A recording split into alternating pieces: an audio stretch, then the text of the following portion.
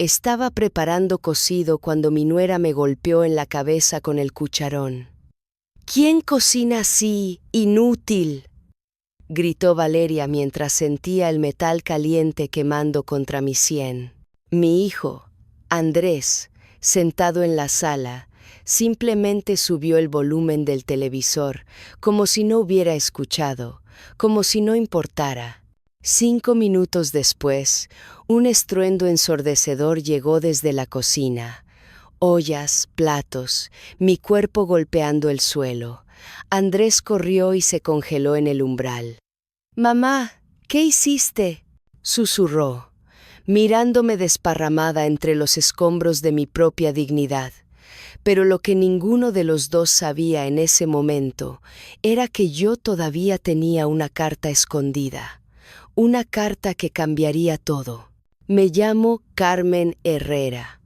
Tengo 71 años, con manos callosas por décadas de amasar pan para otros y un corazón que hasta hace poco creía ciegamente en la lealtad familiar.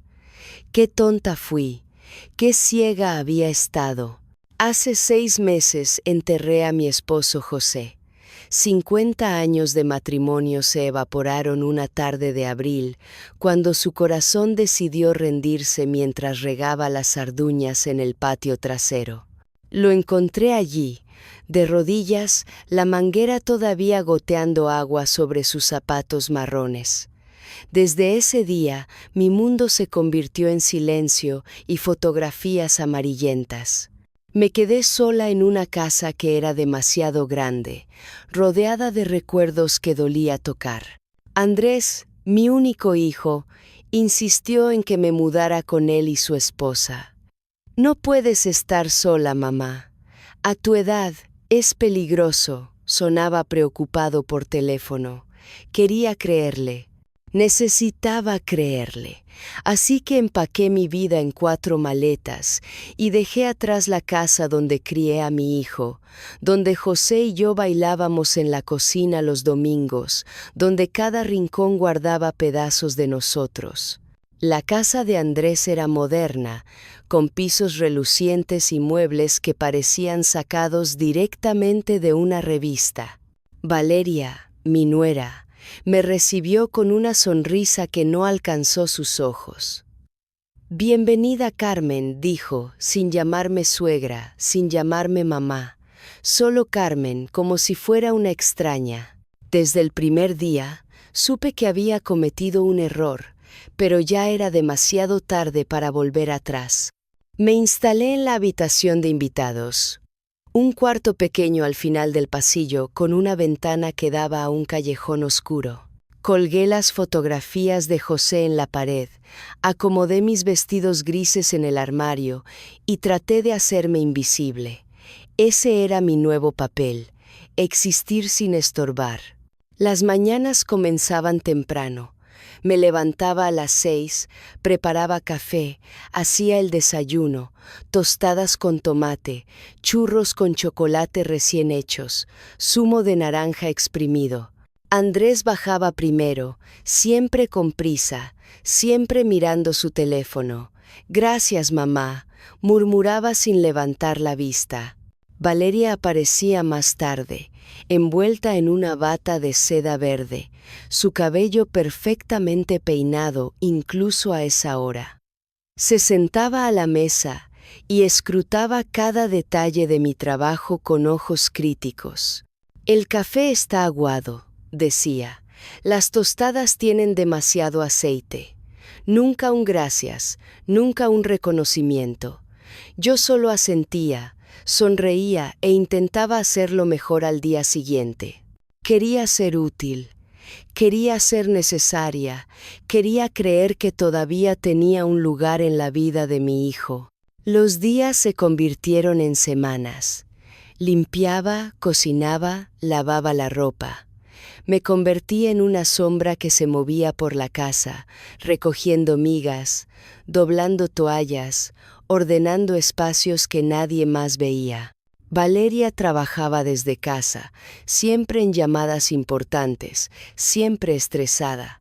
Cuando algo salía mal en su día, yo era el blanco más fácil.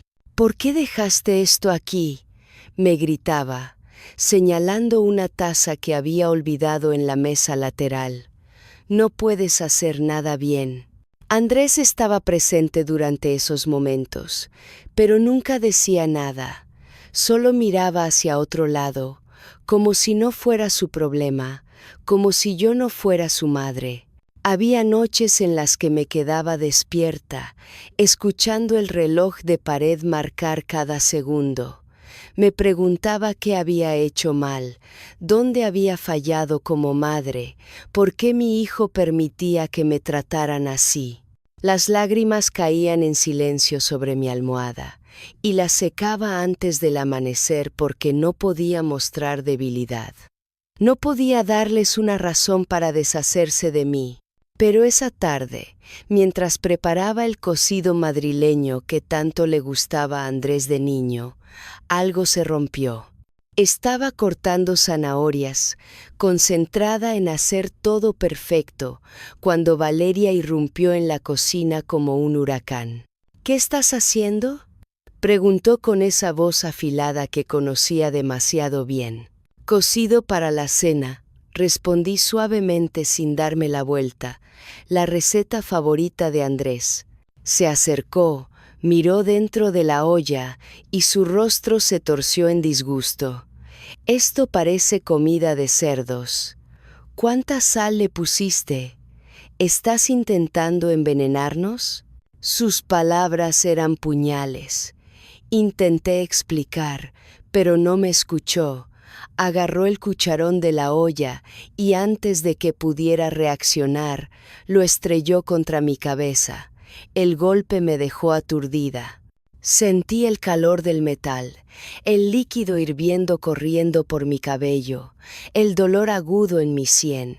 ¿Quién cocina así, inútil?, gritó Valeria, su voz resonando por toda la casa. Me tambaleé, sosteniéndome del borde de la estufa. Desde la sala, escuché el televisor. Andrés estaba allí, podía escuchar todo, y simplemente subió el volumen. Ese fue el momento en que algo dentro de mí se apagó. El dolor físico no era nada comparado con la traición de ese silencio. Mi hijo, el niño que llevé en mi vientre, al que crié con cada gramo de amor que tenía, eligió el sonido de un programa de televisión sobre mi sufrimiento. Me quedé allí, apoyada contra la estufa, el cucharón todavía goteando cocido a mis pies. Valeria me miraba con esos ojos llenos de desprecio, esperando que me disculpara, que me arrodillara, que le suplicara perdón por existir. Pero yo solo podía pensar en Andrés, en cómo el volumen del televisor había aumentado justo cuando ella gritaba, en cómo él sabía exactamente lo que estaba pasando y eligió no verlo. «Eres patética», escupió Valeria, cruzándose de brazos. «Mira este desastre, ni siquiera puedes hacer un maldito cocido. No sé por qué Andrés insistió en traerte aquí. Eres una carga. Una inútil que solo ocupa espacio». Cada palabra era una bofetada. Quería responder, defenderme, pero mi voz estaba atrapada en algún lugar profundo de mi garganta. Intenté limpiar, recoger las gotas de cocido del piso, pero mis manos temblaban. Mi cabeza palpitaba donde el cucharón había golpeado. Valeria salió de la cocina como una tormenta, y yo me quedé sola en medio del vapor y el silencio. 5 minutos, eso fue todo lo que tardé en tomar una decisión. Miré las ollas alineadas en la estufa. Miré los platos apilados en el escurridor. Miré esa cocina que había limpiado todos los días durante meses, intentando ganarme un lugar en esta casa que nunca fue mía. Y algo dentro de mí simplemente explotó. No fue planeado, no fue calculado, fue puro instinto de supervivencia. Agarré la olla más grande, la que contenía el cocido que ella había criticado tanto, y la vacié en el fregadero. El líquido caliente corrió por el desagüe con un sonido casi violento. Luego agarré otra olla, y otra. Las dejé caer, algunas al piso, otras contra la encimera de la cocina. Los platos se resbalaron de mis manos, las tazas se hicieron añicos, los cubiertos volaron por el aire. Era un clamor caótico, liberador, necesario. Escuché los pasos apresurados de Andrés. «¿Qué fue eso?», gritó desde el pasillo. Cuando llegó a la cocina, se detuvo en seco. Su rostro palideció al verme allí, rodeada de ollas volcadas, cocido derramado y platos rotos. Había un hilo de sangre en mi sien donde el cucharón me había golpeado. «Mamá, ¿qué hiciste?», susurró, pero no se acercó. No me tocó, solo me miró como si yo fuera la culpable de todo. Valeria apareció detrás de él, y su expresión de horror rápidamente se convirtió en furia. «Está loca. Tu madre está completamente demente», chilló, señalándome como si fuera un animal peligroso. «Mira este desastre. Destruyó toda mi cocina. Llama a alguien, Andrés. Esta mujer necesita ser encerrada». Andrés me miró. Yo le devolví la mirada, esperando que dijera algo, que me defendiera, que al menos preguntara por qué había hecho esto. Pero él solo guardó silencio. Ese silencio fue peor que cualquier grito. Fue la confirmación de que mi hijo, el niño que solía correr hacia mí cuando se caía, había elegido a esta mujer sobre su propia madre. «Vete», dijo Valeria, su voz como hielo. «Sal de mi casa ahora mismo». «Valeria, espera», Andrés comenzó a decir, pero su voz era débil, sin convicción. «¿Esperar qué?». Ella se volvió hacia él. «Vas a defenderla, después de lo que hizo. Mira este desastre, Andrés. Tu madre está fuera de control. No voy a vivir así». Andrés bajó la mirada. No me miró. No dijo nada más. Y en ese momento supe que ya lo había perdido. Tal vez lo había perdido hace años, cuando dejó de verme como su madre y empezó a verme como una obligación, un inconveniente. «Muy bien», dije, mi voz saliendo más firme de lo que esperaba. «Me iré». Fui a mi habitación, la pequeña habitación de invitados al final del pasillo. Agarré una bolsa pequeña y metí algunas cosas: ropa limpia, la fotografía de José, mis documentos. Mis manos todavía temblaban, pero había una extraña calma instalándose en mi pecho. Era como si una parte de mí ya hubiera tomado la decisión mucho antes de que mi mente la alcanzara. Cuando salí de la habitación, Andrés estaba en el pasillo. Su rostro era una máscara de confusión y ¿era eso culpa? Pero no dijo nada. Solo me observó mientras caminaba hacia la puerta principal. «Mamá». Finalmente habló cuando puse mi mano en el pomo. Su voz era apenas un susurro.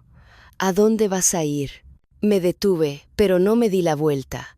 «No es tu problema, Andrés. Claramente nunca lo fue». «Eso no es justo», protestó débilmente. «¿Justo?». Ahora sí me giré para mirarlo.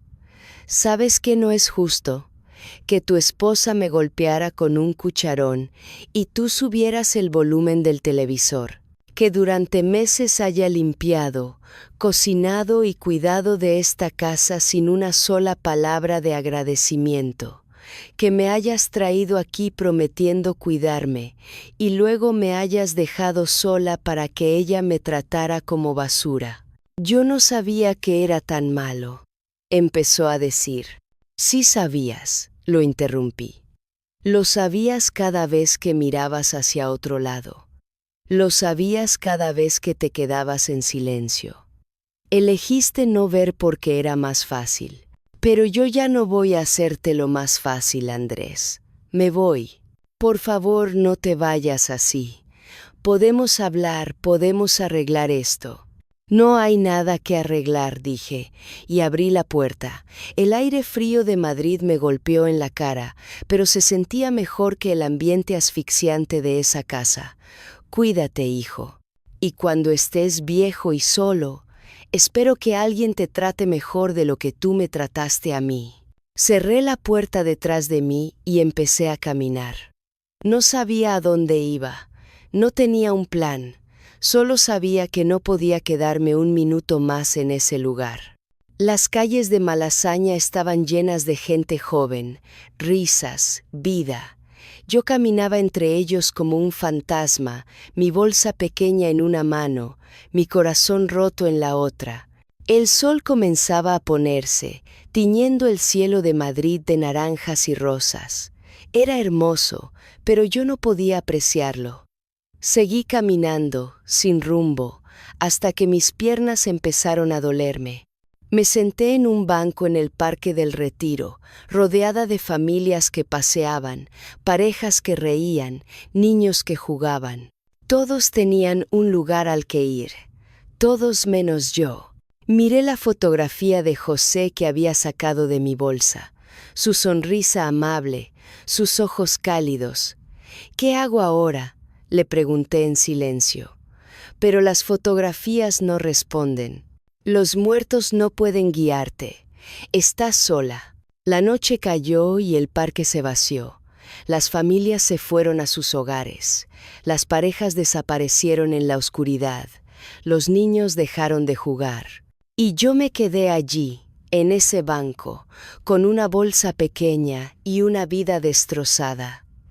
El frío de noviembre comenzó a calar en mis huesos. Traté de acomodarme en el banco, usando mi abrigo como manta, pero no servía de mucho. El metal del banco era duro contra mi espalda, y cada vez que cerraba los ojos, veía la cara de Andrés mirando hacia otro lado, escuchaba el volumen del televisor aumentando. No dormí esa noche. Solo temblé y esperé que amaneciera. Los papeles de desalojo llegaron a la puerta de Andrés un martes por la mañana. Tomás me había mantenido informada de cada paso del proceso, y yo sabía exactamente cuándo llegarían. Me imaginé la escena, Andrés abriendo la puerta, viendo al notario con el sobre oficial, su cara palideciendo mientras leía las palabras.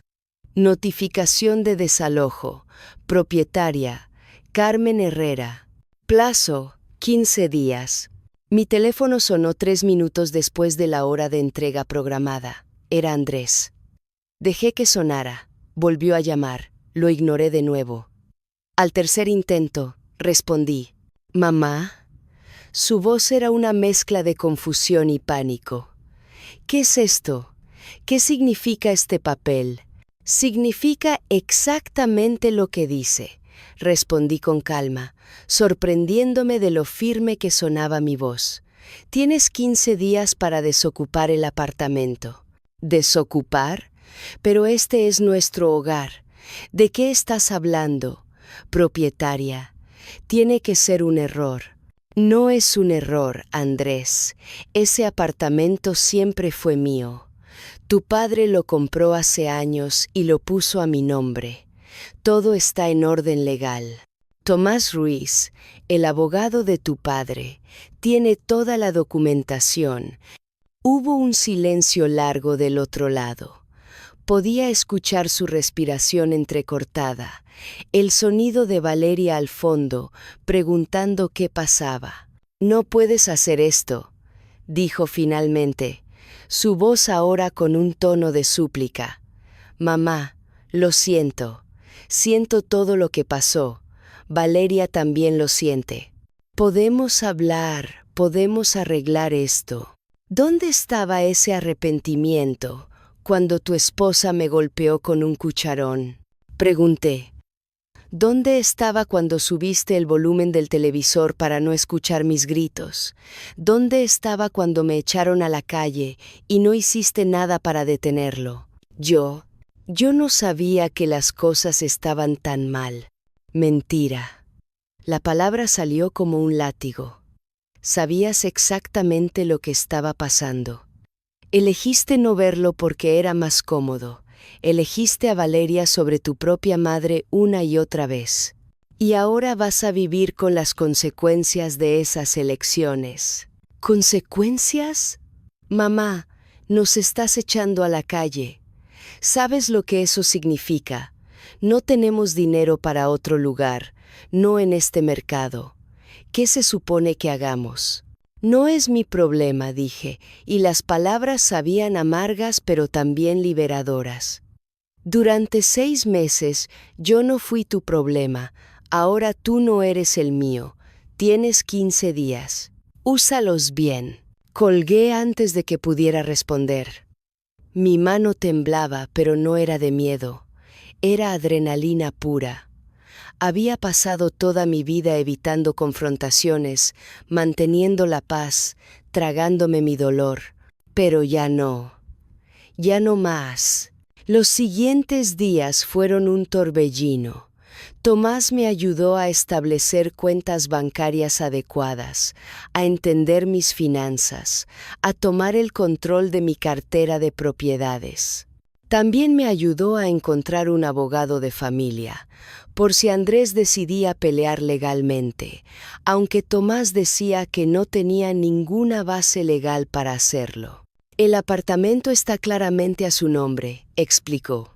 Su hijo no tiene contrato de alquiler, no ha pagado renta, y usted, como propietaria, tiene todo el derecho de recuperar su propiedad. Es bastante simple, legalmente hablando. Compré ropa nueva. No ropa cara, pero ropa limpia y digna. Me corté el cabello en un salón decente por primera vez en años. Me miré en el espejo y casi no reconocí a la mujer que me devolvía la mirada. Seguía teniendo 71 años, seguía teniendo arrugas y manos callosas, pero había algo diferente, una cierta rectitud en mi postura, una luz en mis ojos que había estado apagada durante demasiado tiempo. Andrés llamaba todos los días, a veces varias veces al día. Yo respondía a algunas llamadas, ignoraba otras. Las conversaciones siempre eran iguales. Él suplicando, prometiendo que las cosas serían diferentes, diciéndome que Valeria estaba arrepentida, que ellos habían sido terribles, pero que aprendieron la lección. Dame otra oportunidad, rogaba. Por favor, mamá, somos familia. La familia se supone que se cuida mutuamente, respondía yo. Tú no me cuidaste cuando lo necesitaba. ¿Por qué debería yo cuidarte ahora? Valeria también intentó contactarme.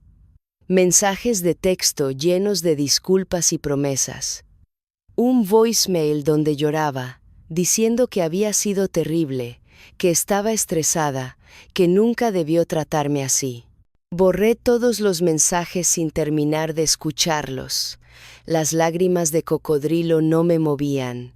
Ya no. El día 12, Andrés apareció en el hotel donde me estaba quedando. No sé cómo descubrió dónde estaba.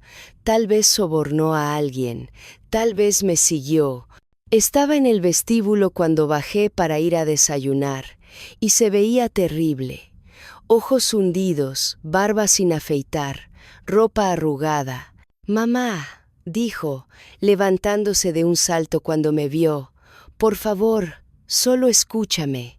5 minutos». La gente en el vestíbulo nos miraba. El personal del hotel observaba con curiosidad apenas disimulada. Suspiré. 5 minutos, dije. Pero no aquí. Afuera. Salimos a la calle.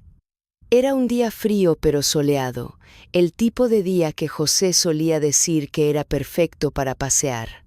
Me senté en un banco cerca del hotel. Andrés se quedó de pie, moviéndose nerviosamente de un pie al otro. «Mamá, sé que metí todo. Lo sé. He estado pensando mucho en todo, en cómo te traté, en cómo dejé que Valeria te tratara. Y tienes razón. Fui un cobarde, fui un mal hijo. Sí, dije simplemente.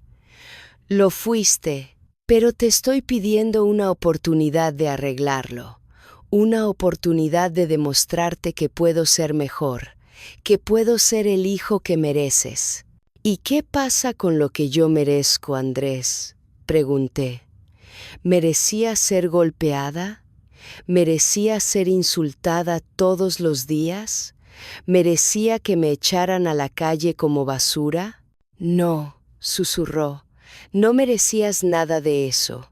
Entonces, ¿por qué lo permitiste? Porque soy débil, dijo, y su voz se quebró, porque quería mantener la paz, porque tenía miedo de perder a Valeria si la confrontaba. Y en el proceso, te perdí a ti. Y ahora me doy cuenta de que tomé la peor decisión posible. Miré a mi hijo, este hombre de 40 y tantos años que una vez fue mi bebé, mi pequeño, mi mundo entero. Parte de mí quería abrazarlo, decirle que todo estaría bien, perdonarlo y olvidar todo. Pero otra parte, la parte más fuerte ahora, sabía que eso sería un error. Andrés, dije suavemente, el problema no es solo lo que me hiciste, el problema es por qué lo hiciste. Y hasta que no trabajes en eso, hasta que no entiendas realmente lo que significa ser un hombre de principios, no hay futuro para nosotros. Estoy yendo a terapia, dijo rápidamente. Empecé hace una semana. Estoy trabajando en mí mismo. Y Valeria y yo, bueno, las cosas están tensas. Ella me culpa por todo esto. Dice que si yo hubiera sido más hombre, tú no nos estarías echando. ¿Ves?, lo interrumpí. Ahí está el problema. Incluso ahora, Valeria no asume responsabilidad. Te culpa a ti, me culpa a mí, culpa a cualquiera menos a sí misma. ¿Y tú la crees? Andrés se quedó callado, mirando sus zapatos. El desalojo procede, dije, levantándome del banco. Tienes 3 días más. Sugiero que los uses buscando un lugar para vivir en lugar de perseguirme a mí. Mamá, por favor. Adiós, Andrés. Empecé a caminar de regreso al hotel. ¿Hay alguna forma de que puedas perdonarme alguna vez?, gritó detrás de mí. Me detuve, pero no me di la vuelta. No lo sé. Tal vez. Algún día. Pero el perdón no significa que las cosas vuelvan a ser como eran. No significa que puedas vivir en mi apartamento sin pagar renta. No significa que voy a seguir sacrificándome por ti. Significa que tal vez, si realmente cambias, si te conviertes en el hombre que tu padre habría querido que fueras, podamos tener algún tipo de relación. Pero eso depende de ti, no de mí. Esta vez sí me di la vuelta y entré al hotel sin mirar atrás. El día 15 llegó. Según Tomás, Andrés y Valeria habían encontrado un apartamento pequeño en las afueras de Madrid, un lugar que costaba casi el triple de lo que podían pagar, pero era lo único disponible con tan poca antelación. Valeria había tenido que pedir dinero prestado a sus padres, algo que aparentemente la había humillado profundamente. Andrés había pedido un préstamo del banco. Yo no fui a ver la mudanza. No quería darles la satisfacción de verme allí, observando su desgracia. En cambio, envié a un representante de la agencia de propiedades para verificar que el apartamento quedara en buenas condiciones. El informe llegó esa tarde. El apartamento ha sido desocupado, algunos daños menores en las paredes, nada significativo. Las llaves han sido entregadas. Era oficial. Mi apartamento, mi propiedad, estaba de vuelta bajo mi control. Tomás sugirió que lo renovara y lo alquilara a un precio de mercado. Con la ubicación en Malasaña, podría obtener al menos 2.000 euros al mes, dijo. Acepté su consejo. No porque necesitara el dinero, sino porque necesitaba cerrar ese capítulo. Necesitaba que ese espacio, donde había sufrido tanto, se convirtiera en algo nuevo. Mientras el apartamento se renovaba, yo me dediqué a encontrar mi propio lugar. No quería algo grande, pero tampoco quería algo pequeño y deprimente. Finalmente, encontré una casa perfecta, una pequeña casa adosada cerca del Parque del Retiro, con 2 dormitorios, una cocina con grandes ventanas y un patio trasero lleno de sol. Era la primera vez en mi vida que elegía mi propio hogar. La casa donde crecí fue elegida por mis padres. La casa que compartí con José la elegimos juntos, pero principalmente él tomó las decisiones. El apartamento de Andrés nunca fue mío para elegir, pero esto era mío, solo mío. Pasé semanas decorándola. Compré muebles que me gustaban, no lo que se suponía que debía gustar. Pinté las paredes de colores que me hacían feliz. Un amarillo suave en la cocina, un azul cielo en el dormitorio. Colgué las fotografías de José en la sala, pero también dejé espacio para nuevos recuerdos. Planté rosas en el patio, tomates en macetas, hierbas aromáticas junto a la ventana de la cocina. Me inscribí en clases de pintura en un centro comunitario cercano. Resultó que no era terrible. Mis primeros intentos fueron desastrosos, manchas de color sin forma ni significado, pero con el tiempo empecé a crear cosas que me gustaban. Paisajes simples, naturalezas muertas, autorretratos que capturaban quién estaba convirtiéndome. También comencé a hacer voluntariado en el refugio al que había intentado llegar aquella noche terrible cuando no tenía dónde ir. Servía comida 2 veces por semana. Escuchaba las historias de otras personas sin hogar, entendiendo que cada una tenía su propio camino hacia la desesperación. Doné generosamente, pero también di algo más valioso, mi tiempo y mi empatía.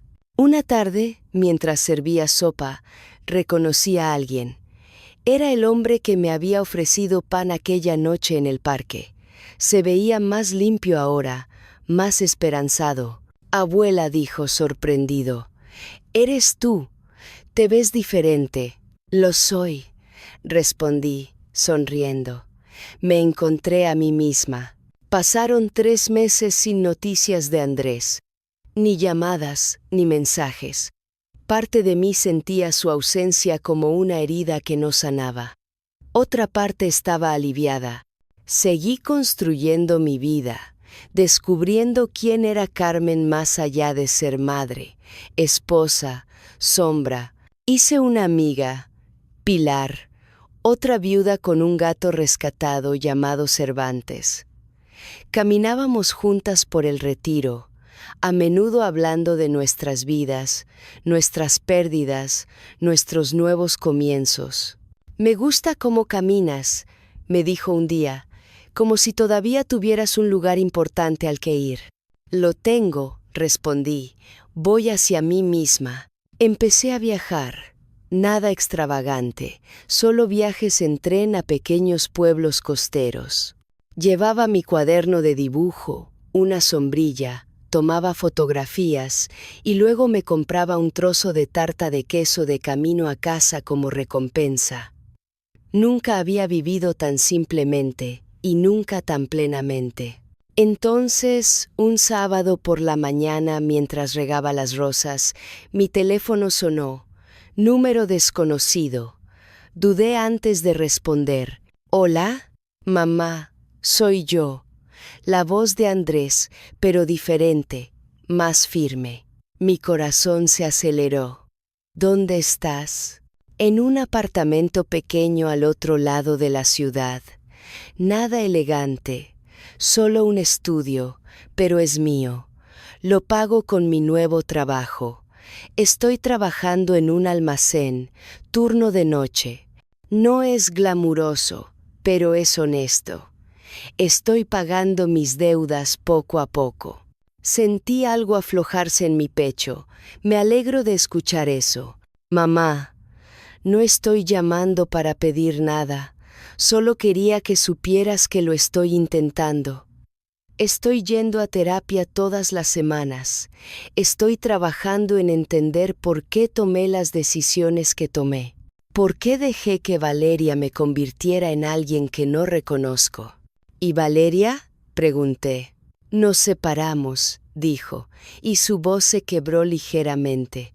Ella quería que te suplicara que nos dejaras volver, que te manipulara para recuperar el apartamento. Cuando me negué, cuando le dije que necesitaba aceptar responsabilidad por lo que te hizo, por lo que nos hizo, ella se fue. Volvió con sus padres. Lo siento, dije, y me sorprendí al darme cuenta de que era cierto. No lo sientas. Fue lo mejor. Necesitaba verla por lo que realmente era. Y necesitaba verme a mí mismo también. Hubo una pausa. ¿Crees que algún día podríamos tal vez tomar un café? No tiene que ser pronto. Cuando estés lista, si es que algún día estás lista. Miré las rosas que había plantado, ahora floreciendo en tonos coral y amarillo. Miré la casa que había convertido en mi santuario. Miré la vida que había construido desde las cenizas. Tal vez, dije finalmente, algún día, cuando ambos estemos listos. Está bien. Puedo esperar. He aprendido a ser paciente. Su voz se quebró ligeramente. Te quiero, mamá. Sé que no tengo derecho a decirlo después de todo, pero es verdad. Lo sé, susurré y colgué. Me senté en el patio con una taza de té, dejando que el sol de la mañana calentara mi rostro.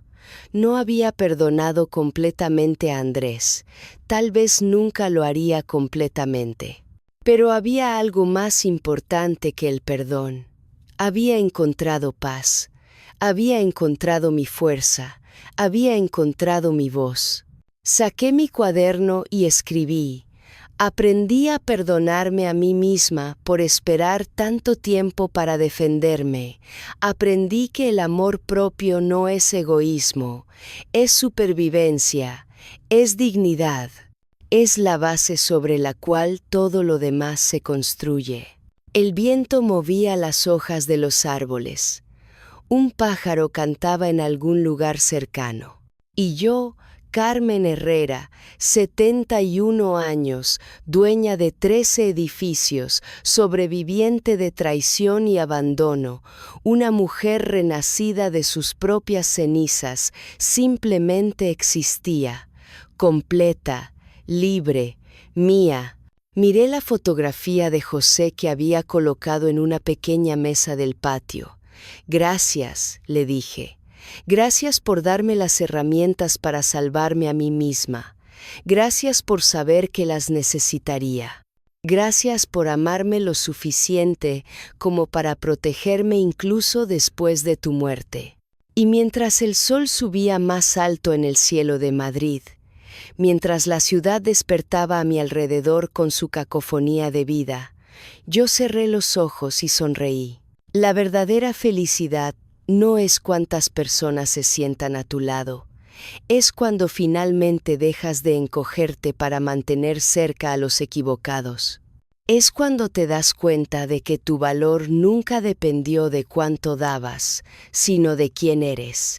Y yo por fin sabía quién era. Carmen Herrera, superviviente, propietaria, artista, voluntaria, amiga, libre. Cuando el sol finalmente salió, yo ya no era la misma mujer que había entrado a ese parque la noche anterior. Algo se había endurecido en mi pecho, como una piedra fría y pesada. Me levanté del banco con cada músculo de mi cuerpo protestando y empecé a caminar de nuevo. No tenía un destino, solo el instinto de seguir moviéndome, porque detenerse significaba pensar, y pensar significaba colapsar. Las calles de Madrid despertaban a mi alrededor. Trabajadores corriendo hacia el metro, tiendas abriendo sus puertas, el olor a café y pan recién horneado escapando de las cafeterías. Mi estómago gruñó violentamente. No había comido desde el día anterior, antes de que todo se desmoronara. Metí la mano en mi bolso y conté las monedas que tenía. 3,50 euros. Eso era todo lo que me quedaba en el mundo. Entré en una cafetería pequeña, tratando de ignorar las miradas de los otros clientes. Me veía terrible, lo sabía. Mi ropa estaba arrugada, mi cabello despeinado y probablemente tenía ojeras hasta el suelo. Pedí un café con leche y una magdalena, lo más barato del menú. La camarera me miró con una mezcla de lástima y desconfianza, mientras dejaba la taza y el plato frente a mí. Comí despacio, haciendo que cada bocado durara lo máximo posible. No sabía cuándo volvería a comer.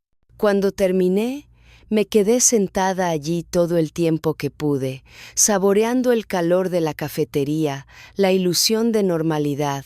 Pero eventualmente, la camarera empezó a limpiar las mesas cercanas con movimientos cada vez más obvios, y supe que tenía que irme.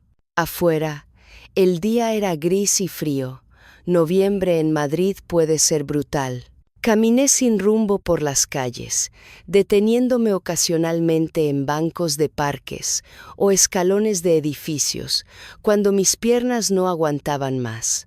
Vi a otras personas sin hogar, envueltas en mantas raídas, con carteles pidiendo ayuda. Iba a convertirme en una de ellas. ¿Era ese mi destino después de 71 años de vida, de trabajo, de sacrificio? El segundo día fue peor que el primero.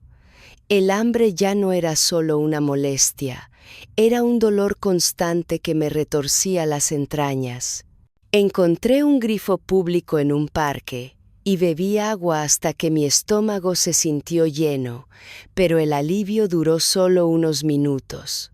Pasé la noche en un banco diferente, en un rincón más escondido, donde esperaba que la policía no me encontrara. Había oído historias de personas mayores siendo llevadas a albergues contra su voluntad, y aunque sabía que necesitaba ayuda, algo en mí se resistía a esa última humillación. El tercer día, un hombre sin hogar se acercó a mí. Era mayor, con una barba gris desaliñada y ojos sorprendentemente amables. Me ofreció un trozo de pan. «Abuela», dijo suavemente, «esta noche va a hacer mucho frío. Hay un refugio cerca de Atocha. Sirven sopa caliente». Tomé el pan con manos temblorosas. «Gracias», susurré, y las lágrimas comenzaron a rodar por mis mejillas. No podía detenerlas. Este extraño me mostraba más bondad que mi propio hijo. Intenté encontrar el refugio que mencionó, pero me perdí en las calles. Todo parecía igual: edificios, personas que pasaban sin mirarme, el mundo siguiendo adelante mientras yo me desvanecía. En algún momento, me encontré frente a una máquina expendedora. Tenía algunas monedas que había encontrado en una fuente, y las conté cuidadosamente. Suficiente para un café. Lo necesitaba. Necesitaba algo caliente, algo que me recordara que todavía estaba viva. Metí las monedas en la máquina y presioné el botón. Escuché el sonido mecánico del café siendo preparado, pero entonces, nada. La máquina se tragó mis monedas y no salió nada. Presioné el botón de nuevo. Nada. Golpeé la máquina. Nada. Me derrumbé allí mismo, en la calle, frente a esa maldita máquina que se había tragado mis últimas monedas. Lloré como no había llorado desde la muerte de José. Lloré por mí, por mi vida desperdiciada, por el hijo que me había abandonado, por la dignidad que había perdido. Lloré hasta que no me quedaron más lágrimas, solo un vacío sordo en mi pecho. Señora Herrera. La voz venía de algún lugar por encima de mí. Levanté la vista y vi a un hombre de traje, de unos 60 años, con gafas de montura dorada y una expresión de absoluta consternación. «¿Señora Carmen Herrera?», repitió acercándose. Asentí débilmente, sin entender quién era o por qué sabía mi nombre. «Dios mío», dijo, y su voz temblaba. «He estado buscándola por todas partes. Soy Tomás Ruiz, el abogado de su esposo José. He intentado contactarla durante meses». Tomás. El nombre me sonaba vagamente. José lo mencionaba a veces, pero yo nunca había prestado mucha atención a sus asuntos legales. Eso siempre fue cosa de él. «No entiendo», murmuré, mi voz ronca por el frío y el llanto. «Señora, ¿qué le pasó? ¿Por qué está en la calle?». Tomás se quitó su abrigo y lo puso sobre mis hombros. Era cálido, olía a colonia cara y limpieza. Casi lloro de nuevo solo por ese simple acto de bondad. «Es una larga historia», dije, y de repente me sentí exhausta más allá de las palabras. «Venga conmigo», dijo con firmeza. «Hay un café cerca. Necesita comida caliente y necesitamos hablar urgentemente». No tenía fuerzas para resistir. Dejé que me guiara a una cafetería elegante, el tipo de lugar al que José y yo solíamos ir en ocasiones especiales. Los otros clientes nos miraron con curiosidad, una anciana desarrapada siendo escoltada por un abogado bien vestido, pero Tomás los ignoró. Me sentó en una mesa apartada y ordenó sopa, bocadillos, té caliente. «Coma primero», dijo. «Luego hablaremos». Obedecí, comiendo despacio aunque quería devorar todo. La sopa estaba deliciosa, el bocadillo era el mejor que había probado en mi vida. Con cada bocado sentía un poco de mi fuerza regresando. Cuando terminé, Tomás sacó una carpeta de su maletín. Su expresión era seria, profesional, pero también había algo de emoción en sus ojos. «Señora Herrera, su esposo José vino a verme 6 meses antes de su fallecimiento. Estaba muy enfermo, lo sabía, y quería asegurarse de que usted estuviera protegida». Mi corazón comenzó a latir más rápido. «No entiendo». «José tenía más de lo que usted sabía». Tomás abrió la carpeta y sacó varios documentos.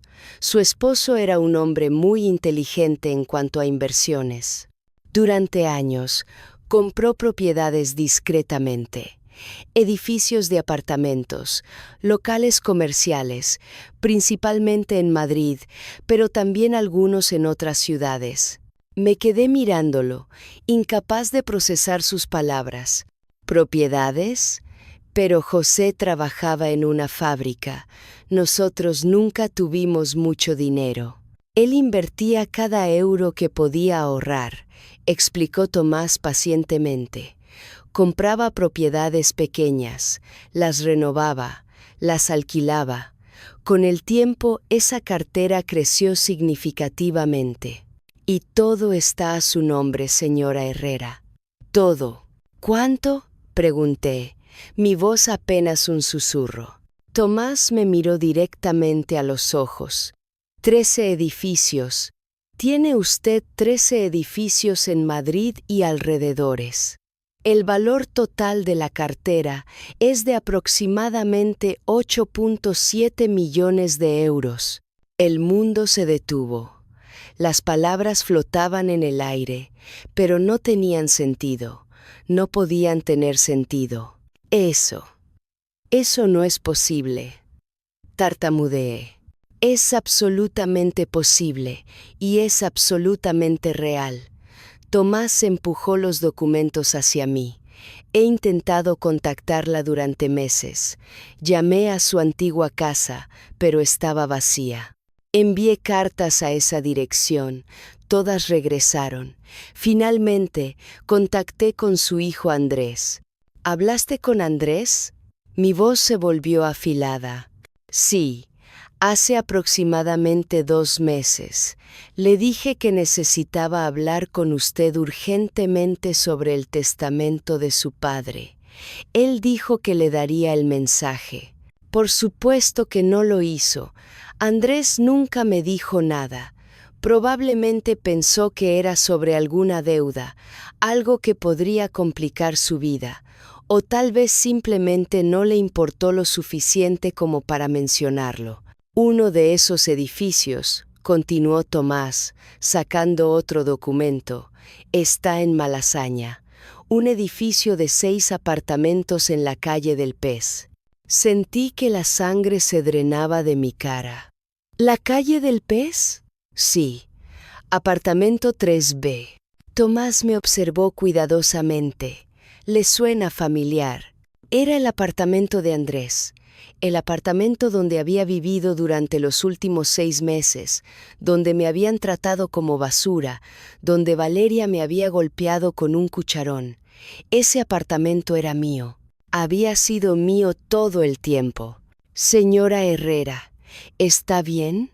Se ve pálida. Ese es el apartamento de mi hijo, logré decir. Ese es el lugar del que acaban de echarme. Los ojos de Tomás se abrieron con comprensión y luego con ira. ¿Me está diciendo que su hijo la echó de su propio apartamento? ¿Un apartamento que usted posee? Asentí, incapaz de hablar. Las lágrimas comenzaron de nuevo, pero estas eran diferentes. No eran de desesperación. Eran de algo más complejo. Ira, alivio, incredulidad y una extraña sensación de vindicación. José sabía, susurré. Él sabía que podría necesitar esto algún día. Su esposo era un hombre sabio, dijo Tomás suavemente. Me dijo, si algo me pasa, Tomás, prométeme que cuidarás de Carmen. Ella es fuerte, pero el mundo puede ser cruel con las mujeres mayores. Esta cartera es su escudo, su libertad. No dejes que nadie se la quite. Las palabras de José, transmitidas a través de este extraño bondadoso, me rompieron y me reconstruyeron al mismo tiempo. Mi esposo, incluso desde la tumba, me estaba protegiendo. Me estaba dando las herramientas para defenderme. ¿Qué puedo hacer?, pregunté, mi voz fortaleciéndose. Tomás sonrió, y no era una sonrisa amable. Era la sonrisa de un tiburón que olía sangre en el agua. Señora Herrera, puede hacer muchas cosas, pero primero, permítame llevarla a un hotel decente. Necesita descansar, ducharse, comer adecuadamente. Mañana iremos a mi oficina y revisaremos todo en detalle. Y luego, hizo una pausa significativa, decidiremos qué hacer con su hijo y su nuera. Esa noche, me quedé en un hotel de 4 estrellas cerca de la Gran Vía. Tomás insistió en pagar, diciéndome que lo reembolsaría de los fondos de alquiler que se habían estado acumulando en una cuenta a mi nombre. Había dinero, mucho dinero, ingresos de años de alquileres que nunca supe que tenía. Me quedé bajo la ducha durante casi 1 hora, dejando que el agua caliente lavara la mugre de 3 días en las calles. Me lavé el cabello 2 veces. Me froté la piel hasta que estuvo roja. Cuando finalmente salí y me miré en el espejo empañado, vi a una mujer diferente, todavía vieja, todavía cansada, pero había algo nuevo en mis ojos, un brillo de acero que no había estado allí antes. Pedí servicio a la habitación, una tortilla española, pan, vino tinto. Comí sentada en la cama king size, envuelta en un albornoz de hotel, mirando las luces de Madrid a través de la ventana. Era surreal. Hace 3 días estaba durmiendo en un banco.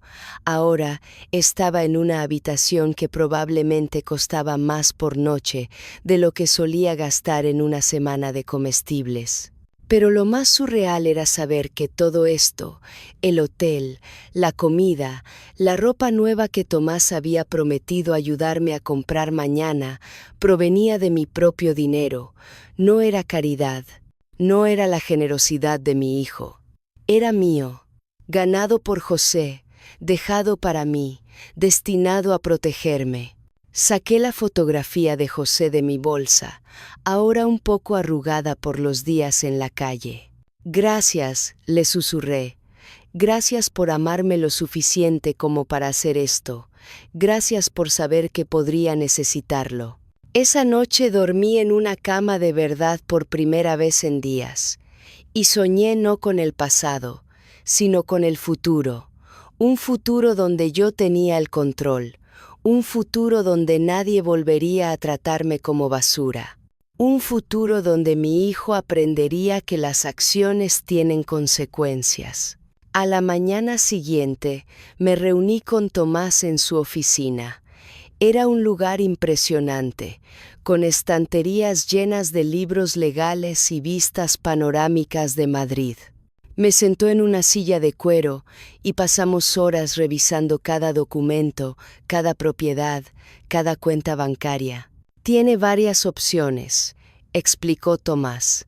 Puede simplemente asumir el control de la cartera y vivir de los ingresos de alquiler. Es más que suficiente para una vida muy cómoda. O, hizo una pausa, observándome cuidadosamente, puede tomar acciones legales contra su hijo por el apartamento. ¿Qué tipo de acciones?, pregunté. Bueno, técnicamente, su hijo ha estado viviendo en su propiedad sin un contrato de alquiler formal. Usted, como propietaria, tiene derecho a desalojarlo, si así lo desea. El proceso puede tomar algunas semanas, pero es bastante sencillo. La palabra flotó en el aire entre nosotros. Desalojo, echar a mi propio hijo de su casa. Excepto que no era su casa, era la mía. Siempre había sido mía. ¿Cuánto tiempo tomaría?, pregunté, mi voz firme. Tomás sonrió. Con la documentación correcta y dado que no hay contrato de alquiler, podríamos iniciar el proceso inmediatamente. 15 días de notificación, tal vez 3 semanas si hay complicaciones. Pensé en Andrés. En cómo había subido el volumen del televisor mientras su esposa me golpeaba, en cómo no me había defendido ni una sola vez en 6 meses, en cómo me había dejado irme a la calle sin siquiera intentar detenerme. Pensé en Valeria, en sus insultos constantes, en su crueldad casual, en el cucharón golpeando mi cabeza. Y pensé en mí, en Carmen Herrera, que había pasado 71 años poniendo a otros primero, sacrificándose, encogiéndose, disculpándose por existir. Hágalo, dije. Inicie el proceso de desalojo. Tomás asintió, sin sorpresa ni juicio en su rostro. Una decisión sabia, señora Herrera. Ahora hay algo más que deberíamos discutir. Pero yo apenas lo escuchaba. Estaba mirando por la ventana a las calles de Madrid, a la ciudad que me había tragado y escupido, y ahora me devolvía todo con intereses. Estaba pensando en la cara de Andrés cuando recibiera los papeles de desalojo. Estaba pensando en la ira de Valeria, en su incredulidad, y por primera vez en meses, en años tal vez, sonreí. Una sonrisa real, genuina, llena de algo que había olvidado que existía. Poder.